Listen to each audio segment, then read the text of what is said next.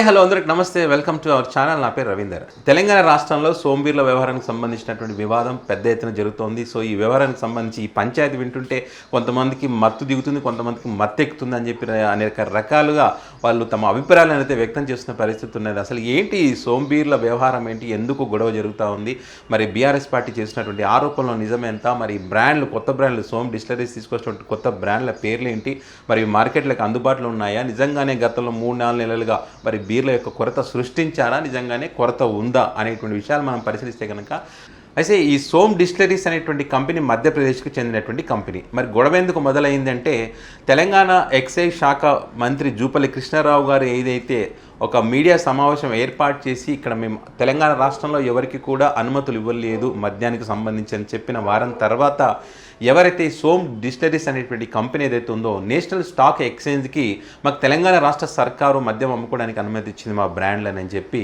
వాళ్ళకి సమాచారం ఇచ్చిన తర్వాత గొడవ మొదలైంది. బీఆర్ఎస్ పార్టీ చేసినటువంటి ఆరోపణలు ఏంటంటే ఈ కంపెనీ ఏదైతే ఉందో సోమ్ డిస్టిలరీస్ అనేటువంటి కంపెనీ మధ్యప్రదేశ్కి చెందినటువంటి కంపెనీ. ఇక్కడ కాంగ్రెస్ సీనియర్ లీడర్ అయినటువంటి ఎవరైతే దిగ్విజయ్ సింగ్ ఉన్నారో ఆయనకు ఈ కంపెనీకి మంచి సంబంధాలు ఉన్నాయి. సో అక్కడ ఎన్నికల ఫండింగ్ కానివ్వండి, ఆయనకు సంబంధించినటువంటి ఏదైనా వ్యవహారానికి సంబంధించినటువంటి ఆర్థిక లావాదేవీలు కానివ్వండి ఈ కంపెనీ చూసుకుంటుంది. మొన్న ఎన్నికల ఫండింగ్ కూడా ఈ కంపెనీ ఇచ్చింది తెలంగాణ రాష్ట్రానికి సంబంధించి కూడా. సో కాబట్టి ఇక్కడ మద్యం కొరత, బీర్ల కొరత సృష్టించి ఆ సోమ్ డిస్టిలరీస్కి అనుమతులు ఇచ్చిందనేది బీఆర్ఎస్ పార్టీ చేస్తున్నటువంటి ఆరోపణ. అందులో భాగంగానే గత 3-4 నెలలుగా మరి తెలంగాణ రాష్ట్రంలో బీర్ల కొరత సృష్టించారని, ఏ రకంగా ఏ మద్యం షాపుకు పోయినా కూడా మరి మద్యం షాపులో చెప్పినటువంటి సమాధానాలు ఏంటి, ఐపీఎల్ మ్యాచ్లు నడుస్తున్నాయి కాబట్టి బీర్లు దొరకటం లేదు, ఎన్నికలు జరుగుతున్నాయి కాబట్టి బీర్లు దొరకటం లేదు, మరి ఎండాకాలం కాబట్టి బీర్లు ఎక్కువ తాగుతున్నారు, బీర్లు దొరకటం లేదు, ఇదే కాకుండా ఎండాకాలం వాటర్ కొరత ఉంది కాబట్టి బీర్లు రావడం లేదు, ఇలా రకరకాలుగా సమాధానం చెప్పారనమాట. సో ఇదంతా కూడా వీటి కారణంగా కాదు, ఇది కావాలనే కొరత సృష్టించి ఈ కొత్త కంపెనీకి అనుమతులు ఇవ్వడం కోసం ఈ కొరత సృష్టించి మరి వాళ్ళు ఈ రకంగా చేశారు కాంగ్రెస్ పార్టీ అని చెప్పి బీఆర్ఎస్ పార్టీ నాయకులు చేస్తున్నటువంటి ఆరోపణ. అయితే సోమ్ డిస్టిలరీస్కి చెందినటువంటి కంపెనీ అయితే తెలంగాణ సర్కార్ మాకైతే అనుమతి ఇచ్చింది, మా బ్రాండ్లు అయితే తెలంగాణ రాష్ట్రంలో అందుబాటులో ఉంటాయని చెప్పి వారి యొక్క బ్రాండ్ల పేర్లను కూడా ప్రకటించారు. మీకు గుర్తుండే ఉంటుంది 2019లో వైఎస్ జగన్మోహన్ రెడ్డి గారు అధికారంలోకి వచ్చిన తర్వాత అంతకుముందు ఉన్నటువంటి బ్రాండ్లన్నీ పోయి కొత్త బ్రాండ్లు వచ్చాయి. ఆ బ్రాండ్ల పేర్లు అన్నీ చాలామంది నవ్వుకున్నారు, వాటిని ట్రోల్ కూడా బాగా చేశారు, వీడియోలు వైరల్ కూడా అయినాయి. ఆ పేర్లు మీకు తెలిసే ఉంటాయి.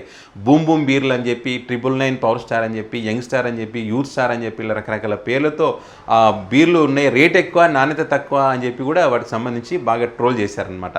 సో ఈ సోమ్ బీర్ల యొక్క బ్రాండ్ల పేర్లు ఒకసారి మనం చూస్తే కనుక Power 1000, Black Fort, Hunter, Woodpecker బీర్లు, ఇవి ఈ కంపెనీ యొక్క బీర్ల యొక్క బ్రాండ్ల బీర్ల యొక్క పేర్లు అనమాట.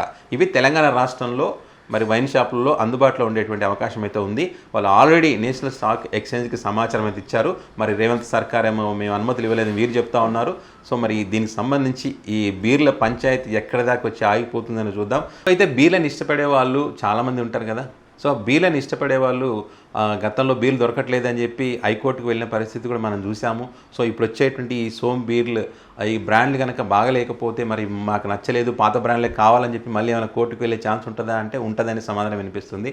మొత్తానికైతే ఆ సర్కారు ఈ సర్కారు అని ఏమీ లేదు.